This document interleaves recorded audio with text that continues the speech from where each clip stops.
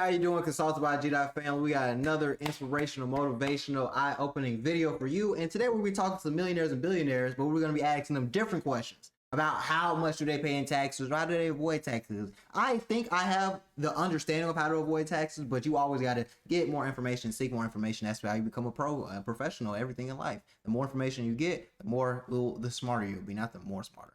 Not articulate. Excuse me, sir. Not articulate. How did you get rich, man? I grew channel to 21 million followers. I've interviewed 47 billionaires in the States. How did you get rich, man? What did you do? I owned one of the biggest companies in the world. Okay, we're gonna skip the intro. Just go ahead and get straight into the information because that's what I like doing. Because I know he has to bait us in, but I want to get straight into it. I don't want to talk. They have to say. Okay, he's in Paris, the UK actually. Excuse me, pardon me. He's in the UK. We're headed right now to go get our first interview out here. But like I was saying earlier, man, guys, the UK taxes are out of this world. If you're making serious money out here, you could be paying 45% in taxes. Jesus! Half of all your money. So I'm really curious to figure out what the richest people out here think about that, whether or not they actually pay their taxes. Come on. Excuse me, sir. Sir, how did you become wealthy? Sorry? I said, how did you become wealthy? He's saying life. Life. There you Life. go. Absolutely. Thank you, guys. Yeah, so I like the fact that he knew just to walk off because he didn't speak English. You got to know when to hold him, you got to know when to fold him. And that's the perfect thing I love about him. He knows when to hold him, but he also definitely knows when to fold him. How old were you when you became a millionaire? 32. And how did you get rich? What line of business were you in? Real quick, sir. I've interviewed 47 billionaires. Could I get 1 minute with you? Real quick. Excuse me, ma'am. Walking up on a woman, I wouldn't suggest When that. you became a millionaire.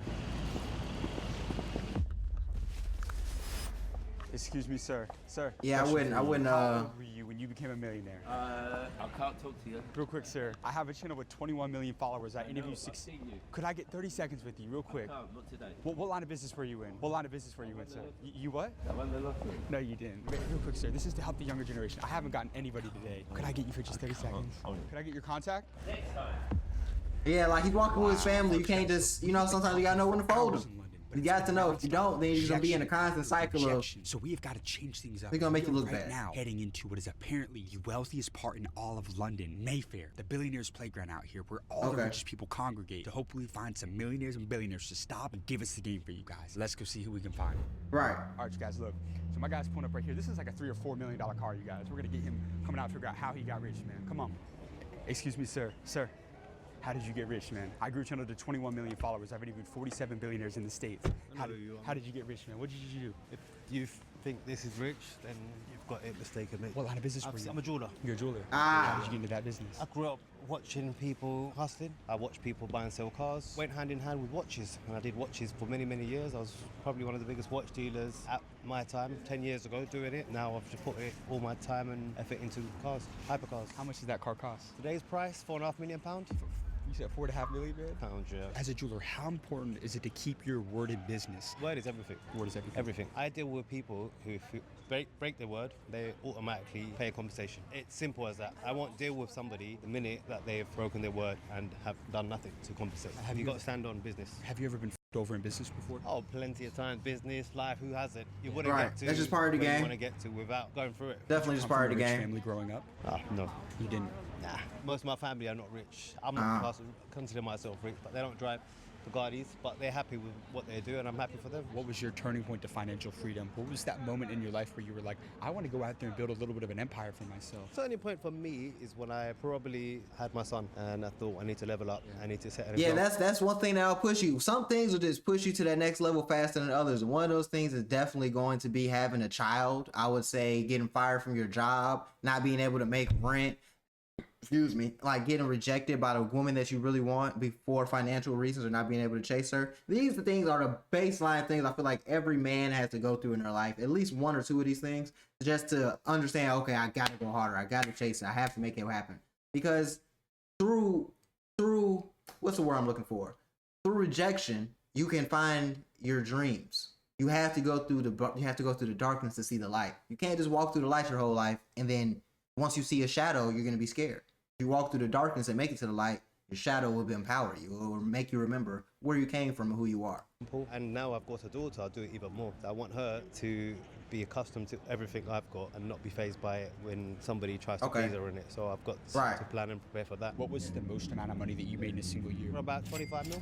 $25 million. Yeah, that was during COVID. Watches were $700,000-800,000 each, and I was selling 2-3 watches a week. Yeah. Now, a lot of young people, they think that when they start a business, once they start to make money, they're going to be able to go out and buy cars like that. Was that the case for you in the beginning, or how long was it before? I've had a passion for cars ever since I was a kid. Always knew I was going to have a nice car. I worked Right. my way to that car. Do you think a lot of young people, they go out and buy cars before they really should afford to do that? Oh, yeah, everyone does it. Everyone does it. I've done it. We've all done it. Do you regret it? Do you regret it? No, I don't regret it. You can't regret anything in life. Everything is a lesson. It makes you a better person the following year. So when I see 20-year-old kids making all this money off crypto, doing their thing, a lot of hate on Instagram, whatever, you know, they've got to learn the hard way or the easy way. It's a lesson. So good luck to them. Did you have to ever pay a lot in taxes? Oh, yeah. All the time, yeah. Do you have a tax hack for anybody in business? Was there a tax hack? No, there's no hack. You can't hack tax me. Really? You try to hack tax, you're going to jail, so it's not worth it. Is there not like a tax code or something that you can Oh, do? there's to- always something, but it's not a hack. There's expenses. A lot of people don't Right. realize what their day-to-day life is an expense. So you paid your taxes? Yeah, of course. Final question for you. What keeps poor people poor in today's world? When you look at society as a whole, what keeps people broke in today's world? The fact that they're broke is a choice. Like homeless people, a choice. Not everybody,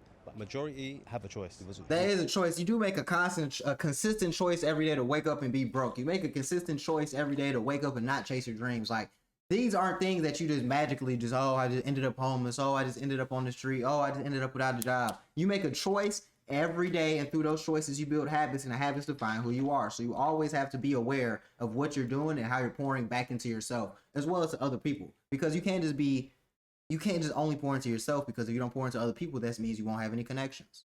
You're born with the same hands, feet, legs, eyes as everybody else. So why are you choosing to be broke? Just get a job. Broke is if you overspended your money or you f***ed up somewhere in life, sorry. For me, I don't see being poor as an option. I don't know anybody who's poor. People I know have less money, but I don't know anybody who's poor. Thank you, my friend. You got great advice, care. brother. Thank you for your time, my friend. Take Have care. a great day, my man. Right. Thank you. Guys, look, I just went up to my guy coming out of that, like $4.5 That was million amazing. car, I'm pretty sure. Like, That was I amazing. said, I know you, man. Look, he's tapped in, man. He sees all the billionaires that we're interviewing, and he just dropped some straight game right there. And I love at the end of that interview when he said, look, being poor is a choice, guys. It is. We're all given abilities to go out there, create wealth, create abundance for ourselves, whether it's in the form of getting a job or starting a business. Great interview out there. I'm taking notes on that one myself. We got to keep this thing rolling and go get this next interview, you Let's guys. get it. Come on. Let's Excuse go. me, sir. Excuse me, sir.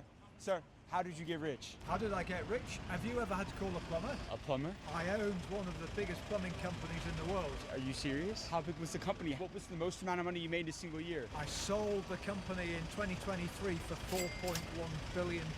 So not dollars? Proper money, £4.1 billion. Can I interview you for a minute? I go all over the world interviewing billionaires to help the younger generation. I'm in a hurry, but Just for 1 minute. I can give you 5 minutes. Is that okay? Absolutely. That's nice. I like that. I like that. No, I didn't. My dad was in the civil service. My great-grandparents were mill owners in Huddersfield and West Yorkshire. They lost all the money in the Great Depression of 1929. So he said, don't go into business. But I was inspired by Lord Hanson, famous industrialist from the 1960s. I remember to this day, my dad lifted me on his shoulders and we looked over the wall of the big house at the end of the cul-de-sac in Yorkshire and watched the helicopter land. I remember saying, Dad, I want one of those. He said, well, don't be in the civil service like me earning a pittance. You need to run your own business. That's the day I wanted to be an entrepreneur, even if I didn't know that. You see how important it is to have positive role models and also have someone that pours into you, because if his dad literally could have made or could have broken him right there as well. He made him, but he could have easily just said, well, if you want something like that, you got to go into this business or you got to get this type of job. But instead he said, no, he told him the truth. Like, if you want something like this, you have to own a business. You can't just be, you can work with somebody and obtain this, but when are you going to obtain it in your life? That's the real question. This is fascinating to me because we're talking about plumbing, home services here. This isn't a necessarily sexy business, but you built it into a £4 billion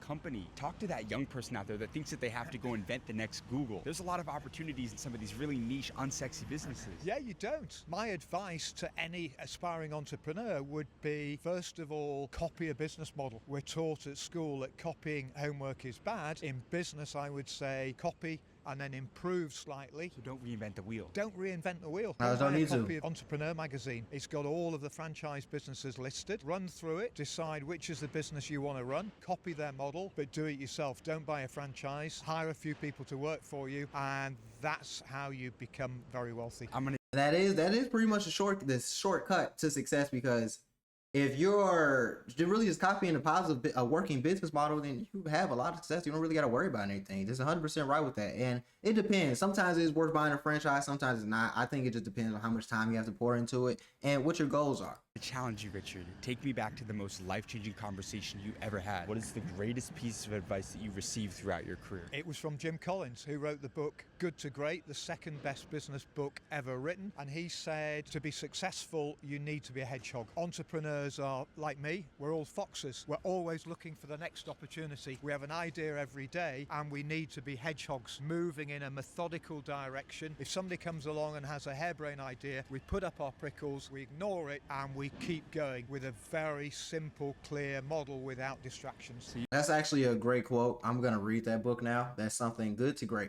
I'm actually going to read that. That was a great quote because we are like foxes as an entrepreneur because you're always looking for the next best thing. You're always trying to move on and make money from this, make money from that. But if you settle down on 3 to 5 things, 3 really, and then you can push all of those to the max, you can make more money than chasing 100 different ways to make money. You know? So I wouldn't say become a master of one, but you don't want to be a jack of all trades either. You want to be somewhere right in the middle. But this was a great interview. Can't wait to watch more. And thank you for watching. If you want more information, just go ahead and read my bio, click that link.